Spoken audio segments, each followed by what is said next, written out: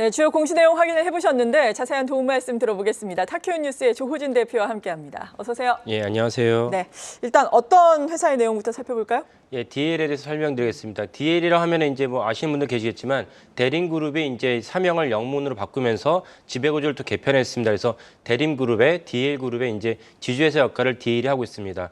지주회사 역할을 하고 있는데 그 지분 구성을 보면 DL 케미칼, 당연히 사명에서 알다시피 석유화학 기업입니다. 여기에 DL ENC, DL ENC는 이제 상장사이고 DL 케미칼은 비상장사입니다. 그래서 그 DL 케미칼의 지분을 89% 거의 90% 갖고 있기 때문에 실질적으로 DL 케미칼을 갖다가 단일 재무제표를 작성하는, 그러니까 DL을 갖다 평가할 때 DL 케미칼의 영업이익이 고스란히 반영되고 DL 케미칼의 이제 매출과 영업이익에 따라서 DL 자체의 그 주가도 반영된다, 이렇게 보시면 되겠습니다. 그 케미칼이라고 하면은 석유화학 분야가 뭐 계속 좀 안 좋았습니다. 특별히 작년 하반기에 중국이 예상보다 제로 코로나 방역 정책을 아주 강화하는 바람에 그 중국이 이제 세계 최대 석유화학 유화 제품의 이제 그 수요 국가인데 그 코로나 때문에 이제 사실은 중국의 수요가 대폭 줄었습니다. 그래서 DL 케미칼이 비롯한 우리나라 모든 석유화학 기업이 참 작년 하반기 안 좋았고, 이게 이제 예상보다 이제 중국이 이제 올해 이제 시진핑 주석의 3년임이 확정이 되면서 보다 이제 강화된 그 그 인프라를 갖다가 구축한 드라이브를 걸지 않을까 예측을 했는데 그 예측이 다소 벗어났습니다. 그 성장률을 올해 예상 성장 5.5% 제시했으니까요. 근데 어쨌건 뭐 작년보다는 좋아질 거라 예상을 하고, 그래서 DL 케미칼이 이제 올해 하반기까지는 안 좋겠지만 그래도 DL 케미칼이 이번 실적을 보면은 다른 석유화학 기업보다는 좋았습니다. 이유는 무엇이냐면 DL 케미칼의 그 주요 그 계열사 중 하나인 NCC는 이제 안 좋았지만은 또 다른 이제 계열사를 할 수 있는 미국의 크레이튼사를 갖다가 인수했는데 크레이튼사가 영업이익이 한 900억 정도 나왔습니다. 이때문에 이제 DL 케미칼이 생각보다는 다른 석유화학 기업보다는 이제 그 매출과 실적이 좋았습니다. 그 크레이튼사가 이제 올해도 계속해서 매출과 실적이 좋아질 거라고 예상이 되는데, 그런 점에서 DL의 이제 올해 상반기 또 이제 올해 하반기까지 실적은 좋을 것으로 예상됩니다.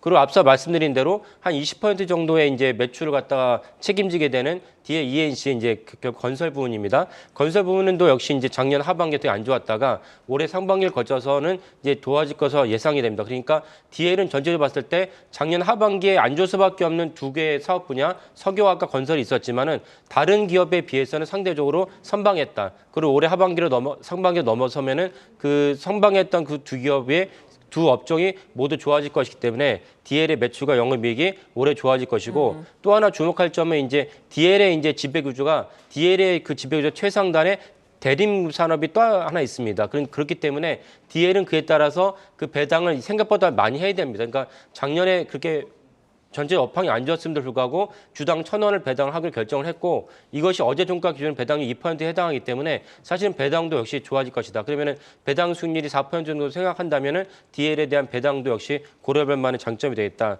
이렇게 볼 수가 있겠습니다. 네, 요즘 주가의 흐름은 뭐 우하향하면서 좋지는 않습니다. 어제 52주 최저가를 기록한 DL인데 좀 모멘텀을 받으면서 바닥을 잡아가기를 기대를 해보겠습니다. 다음 종목은요? 예, 동진세미캠이 이제 그 실적을 발표했습니다. 실적이 아주 좋은 실적을 발표했는데, 하지만 주가가 안 좋았던 이유는 이제 동진세미캠이 전형적인 소부장 업체의 대표적인 기업입니다. 근데 우리나라 반도체 그 종합반도체 기업이라 할 수 있는 SK하이닉스랑 삼성전자가 사실 삼성전자까지 뭐 올해 1분기에 그 반도체 부분이 이제 영업 적자를 기록할 것이라고 이제 시장 전망치 나오고 있기 때문에, 그래서 덩달아 동진세미캠 같은 그 소부장 업체도 주가가 안 좋습니다.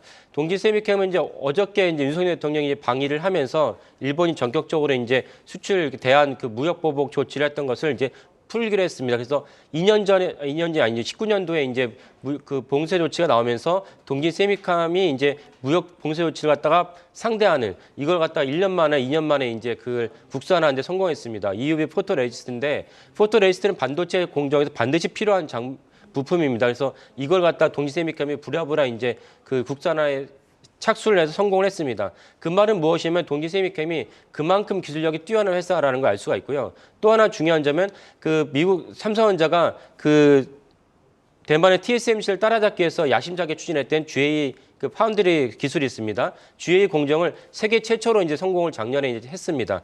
세계 최초로 성공을 하면서 동진세미캠을 비롯한 5개 업체 정도를 갖다가 동시에 초청을 했습니다. 그 협력업체가 같이 기술 개발하지 못했으면 우리가 이번에 GA 양산을 할 수 없었다라는 맥락으로 추천을 했는데 그중에 하나가 동진세미캠이 초청을 받았습니다. 그러니까 이 두 가지 이벤트를 본다면 동진세미캠이 모두 기술력으로는 탁월하다는 것이 입증이 됩니다. 그래서 동진세미캠이 그 반도체 업황이 안 좋기 때문에 이제 네. 전체 주가는 안 좋지만 최근에 이제 그 용인에다가 삼성전자가 300조 원 정도의 대규모 투자를 발표를 했고 이게 파운드리 분야입니다. 시스템 반도체이기 때문에 여기에 당연히 동진세미캠도 이제 수혜주로 부르게 됩니다.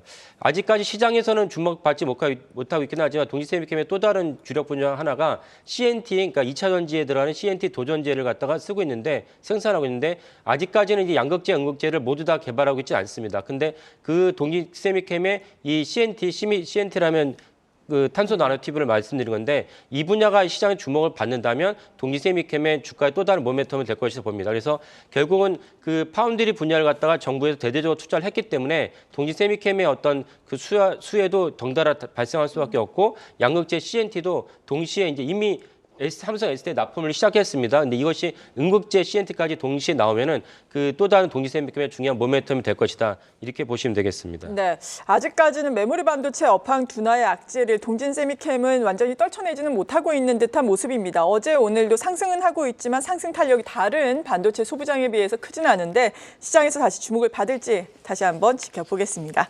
타키오 뉴스의 조호진 대표와 함께했습니다. 고맙습니다. 예, 감사합니다.